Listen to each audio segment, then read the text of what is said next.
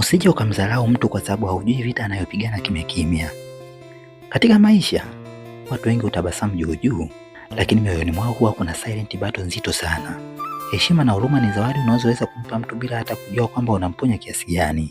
Sasa ngoja nikuelezee hoja za msingi. Twende. Kwanza, kila mtu ana mzigo wake. Usichokiona kwa macho hakimaanishi kwamba hakipo.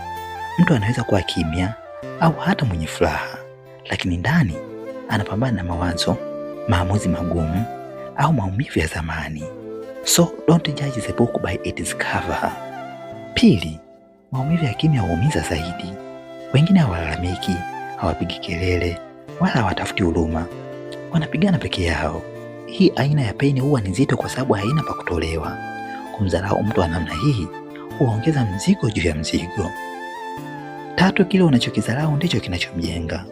Watu wengi uliowadharau leo walikuwa wanajijenga kimya kimya. Vita anavyopigana leo vimemwandaa kuwa imara kesho.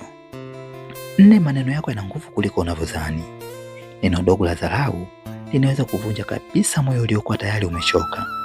Vivyo hivyo neno moja la heshima linaweza kumpa mtu nguvu ya kuendelea. Choose kindness. It costs nothing. 5, hujui historia yake ya nyuma. Labda amepoteza mzazi, ndoto, kazi au mtu aliyempenda. Labda amekatishwa tamaa mara nyingi. Kabla ya kumhukumu, kumbuka historia yake inaweza kuwa ngumu kuliko unavyofikiria.